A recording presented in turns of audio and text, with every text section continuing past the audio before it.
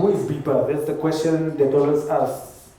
8 years ago when I joined this organization, I did not even know who they were or what they stood for, but now I can basically say that in 2018 when I joined this organization, actually it was a brainchild of the Minister of Trade and Industry by a cabinet established it in 2010, and in 2012 and 2014 it became a Section 21 company. So it was basically a company that registered company. So it was, but with the promulgation of the BIPA Act in 2016, that gave access to the organization and its establishment via Section 3 of the Act. So on the 16th of January 2017, BIPA opened its doors to the public. And we started in Prosperita first when it was a Section 21, but we moved to Kamenko House, which is just next to Minister of Defense. If you registered your business back in 2017, you'll know exactly where that building is, and our CEO has been Ms. Kashogwa ever since. So, the BIPA Act, what does this act entail? So basically it's the mother child of all business registration and industrial property registration within the Namibian jurisdiction. So what does the Act allow us to do as an organization? To register, grant and protect businesses and intellectual property, to keep and administer the required registers, which is your records and data management, to promote the conduct and the use of businesses, like my CEO mentioned, that we are going all around the country, raising awareness and informing people about the services that we do and what are the benefits of actually registering businesses or intellectual property, and to foster economic growth, development, and promote investment and employment. So what are our legislative frameworks? Like I said, the Business Intellectual Property was established by Section 3 of the Business and Intellectual Property Act. So this Act governs all the applicable legislation, which are the Companies Act, the Close Corporations Act, not so the Financial Intelligence Act, but under Section 4 of the Financial Intelligence Act, it allows us to collect up-to-date beneficial ownership. So this is one of the mandates that we have to adhere to. The Copyright and Neighboring Act is also another applicable legislation that is mandated for people that has mandate over, deals with copyright and neighboring rights. So copyright, basically, if you're an author of a book, of a song, that the copyright will belong to you, and your neighboring rights would be the rights that you enjoy from your works to be broadcasted. Let's say you're an artist and somebody wants to sample your song or something like that, you're supposed to receive royalties. So that is what is meant by neighboring rights. And industrial property, this will include your trademarks, your patents, your industrial designs, and all that. And our NIPS policy. So our NIPS policy is not an act per se, but it is a policy that drives the industrialization of Namibia in the realms of IP. So basically, it is how you can use intellectual property to drive forward Namibia to achieve its objective under policies like the ND6 and also to achieve the 5th Industrial Revolution. So, service digital transformation. So we have this system that we're using now. It's a bit outdated, but every day we are working with our current service providers to make it better. So we are developing and we introduce the integrated companies registration system. That is the system that we're using right now, but I'll talk about how we are going to improve on it. And we have developed the name reservation guidelines.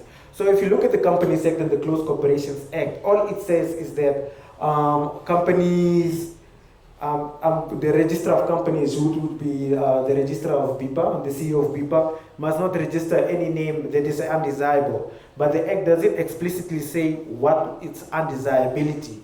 So what did BIPA do? We came up with name guidelines to just give a guideline as to which names will be undesirable. So you cannot have a similar name as somebody else. So you cannot be Nita Investments and then you register Nita Investments, and we have the hassle and industry and we offer the same services, that will cause confusion to the client. So the reasons of the name guidelines was to avoid the confusion amongst business owners in Namibia by differentiating by their name. We also have the expediting processes of intellectual property, trademarks, copyrights, utility models, industrial designs with IPAS. So IPAS is basically the automated system that my CEO referred to. That one is very quick, and we also have assistance from international bodies like the World Intellectual Property Organization. We just recently entered an MOU with them just so we can streamline the processes to make registering of your IP much quicker and very more effective. And our website, if you have, in the last 2 months, if you have accessed our website, it was under construction, but that is done with now. It looks amazing and it's better than before, it's revamped. And, so you can go and check if your business is registered or bio compliant or any documents that you need online, so you don't have to come in Northern Industrial to come and look for a piece of paper you can just download it from the comfort of your home, fill it in, and then yeah.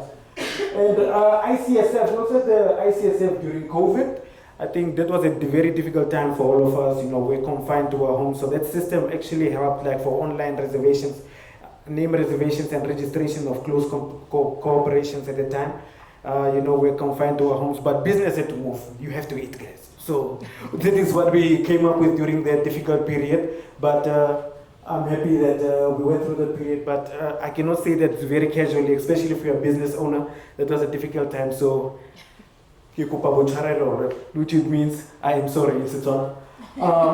And for the system, we are procuring a new IBRS system. So you'll ask me knowledge, what is an IBRS system? So it's a new automated business registration system that we plan to procure, which will keep our systems very automated within 2 years or a year if everything goes as well as our timeline. So this will allow you to do all your businesses and to register your businesses online and to do your amendments online. So basically that is a new state-of-the-art business registration that we are procuring. So success stories and impact. We have, as my CEO mentioned, conducted multiple regional outreaches where clients received in-person services. So basically this is where now the BIPA has been going to multiple towns in the north, in the south, east and west, where we brought our services close to the people. We are not decentralized much as that, so we don't have satellite offices all over the country, but we work together with MIT to assist us into getting the services close to the people. So, but right now we are currently, on the road. We are currently on the road, like to bring the services to the people, and also just to give education. Like you said, you are not supposed to pay 15,000 to open a CC. It's a ridiculous amount of money. And if you went through that in the audience, I apologize. We're currently now at the Nkgopolang Trade Fair. I'm sure that is a very popular event, and we try to go there almost every year. So we are basically just doing what I said before, creating awareness, bringing the services closer to the people, giving them advice as to what documents are required when, what documents should you submit. Basically also, if you are venturing into business, what business entity can you open, whether it should be a close corporation or a company, but that will also depend on the size and the capital that you have, or also the location of the business. So we also recently, I'm sure these banners were all over Windhoek, where we introduced our annual duty waiver program, where we wrote off penalties from 2012 to 2022. So that really helped a lot of our clients. Like, you know, some people registered their businesses and they didn't know that they were supposed to pay these fees, because all they needed at the time was just to register a CC and then go and open a bank account, and then they forget about the Minister of Trade at the time and BIPA. But we introduced this program also. So also companies can come and waive their penalties that they owe BIPA, and also just to ensure compliance with some of the things the company might not be in compliance with, like certain documents that you will have to submit now, for example, your beneficial ownership forms. So what did that bring for us? What are the clients became more compliant with BIPA. So if you own a company, you know that you're supposed to have an AGM at least once a year. You're supposed to submit your annual return towards the end of 1 month after the end of your financial year and pay the duty that comes with it. And also just general corporate governance rules. You know, you can't be a CEO of a company. You are employing so many people and so many people in the middle, but you're not following the structures in there. So creating a power vacuum and so on. And the update of ownership details and submit beneficial ownership information. So beneficial ownership information, I think maybe I should just touch on this one just very briefly. I do not want to take much of your time. So what is a beneficial owner? So a beneficial owner is somebody who owns 25% or more or has ultimate control over a business. So for you to become a beneficial owner, you need to have 25% or more than 25% of a business, or you need to have control. What do you mean by control? So, like my CEO said, a company can own a company. For a CC, it's straightforward because the beneficial owner would usually be the natural person within the CC, because a company cannot own a CC. A CC is only for natural persons and not for juristic persons. But for a company, that's where it becomes more complex. That's where people come into these complex structures. So a company will own a company that owns that company, that belongs to a trust, that trust owns that trust, which owns a bank account in the Cayman Islands, you know, in tax havens, you understand? So for us to know the beneficial owner, it means that people need to come and disclose this information. And if we as the registrar of companies feel this information is not adequate, we will ask you for more information, you know, just for us to break down this whole spider web. Because if I was somebody who is doing mischievous things, that's how I don't encourage anyone to do it, but that's how I would move my money. So you don't know who I am. Yeah, so that's just shortly on beneficial ownership. I already touched on the NIPS policy. So we have also revised and modernized the corporate legal framework. So what do I mean by that? Right now, under our current copyright law, there are not a lot of advantages like to the authors and to the creators. But now with this new law, it introduces things like levies as to where the artist gets paid directly. So I think we'll just touch more on that in the Q&As. So with the World Intellectual Property, we have assisted tertiary institutions to develop an IP policy. If you study at NAST, I think you'll know exactly what I'm talking about. We have these events every year where, because it's a technical school, so we people go there, they are very creative and they invent stuff. So it was very important for us to collaborate with the tertiary institutions, for us to introduce IP as a concept, just for them to protect their intellectual property and so. And we established a mediation center and an arbitration center. So this one I'm very proud of because I'm one of the people who, okay. So basically, for you not to waste millions or, I don't know, thousands of dollars to go to court, we have established an industrial tribunal so we can avoid some of these cases to go directly to court, and you can save your money, and these disputes can be handled either by the arbitration or by mediation, and you wouldn't have to pay exorbitant amounts of money for you to get your disputes handled. So if somebody is stealing your idea, let's say for example you are a wedding planner and you make shows about it and somebody is making a show similar to yours, please come to the mediation center and we can see how best to resolve the situation. Or if somebody is sampling your song without any permission. So what are our challenges? Stakeholder awareness. This one is tough. We are trying. We are trying and will continue to try. This is one thing that will never tire, that we can assure the Namibian public. So we'll continue to raise awareness, but like I said, BIPA is not yet decentralized, so we cannot get to every corner of the country as often as we would want to, but we will continue to strive to make efforts like to get there. And stakeholder non-compliance. This one is very interesting because, what will they do? You see, they can just close it. they must come and find me at my house, and then I will, I'm not. It's not a shot or to say anything. It's just that sometimes, people, you have to actually tell them. So that you actually have to tell them why it's important. Only then they will comply. And then also stakeholder non-participation. That one is basically, the services is there, but you're just not interested until the day you need the services. So I always tell somebody that a person without a plan is a person without a plan. You're just that. So, and also archaic, disjointed legislation. Like my CEO alluded, our acts are very old. Our 2004 Act comes from the 1973 Act. And that time, some of us were not born, so we're still using that. That's why the systems right now is very paper-based. There's nothing in our Act. Okay, the BIPA Act came to remedy some of these things, but in the principal acts, like the Companies Act, it's still very much paper-based. That's why you will find the CM-Watts, the CC2s, the CM-47s, and they don't speak to each other. So at the time, if you're doing IP, you're on IP at that side. If you were doing companies, you had companies at that side. So later, when the times get together and globalization took place and everything need to be stored in one place to streamline processes, we came up with these challenges. But we are going to discuss like how we are how we are going to overcome these challenges.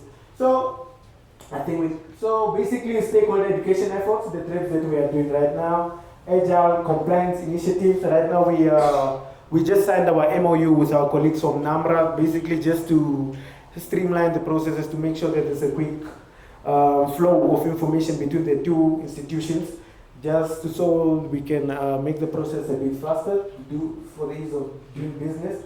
We are doing time-based advertising and communications. We are using all traditional media, whether it's TV, whether it's radio, whether it's campaigns, even word to mouth. Like I remember last year, we brought some very good dancers there outside of our business. When people see things and they see people dancing very well, they want to know, why are these people so happy?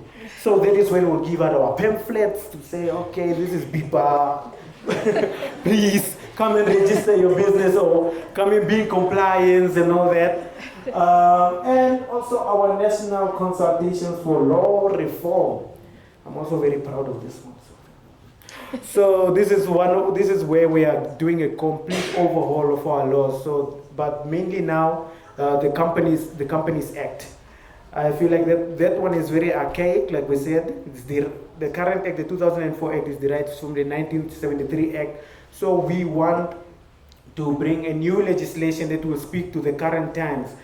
Like my CEO said, Namibia is very behind right now. So we are trying to move on with the times and to bring a new law that will speak to now and for future generations. So what is our vision for our future? I don't want to take much of your time, so I'll just go through this one. So we plan to have more stakeholder interactions, especially with the ones that we work very closer with, like the UNAMRAs, Social Securities, the Equitable Commission, I think where there. So we also plan to have seamless service delivery across all channels, 24/7, automation of all services, and an acquisition for a fit-for-purpose building. If you're at BIPA, maybe you struggle with the parking a bit, and sometimes, especially during end of financial years, it gets full because that's when people rush, and then the building becomes a bit overcrowded. And we just want to make it we want to get a fit for purpose building, which will actually make people want to come to BIPA because white tiles, there's a vending machine, so basically what we're going to do, and we plan to capacitate and enhance resource capacity to focus on advocacy and education on BIPA's mandate. I'm sure most of us found out about BIPA 4 years ago, if we are just being serious. But we will strive for you to know us. We will strive. And introduction of IP into the Namibian education system from primary to tertiary levels, my CEO touched on that, and to assist SMEs to commercialize their businesses, continuous engagement with our SMEs and startups, and to strengthen collaboration with other stakeholders relevant to IP and business ecosystems, and to be a key advisor to governments on IP and business registration matters. So, please get your phones out. Please take a picture of this slide. This is where you can contact BIPA.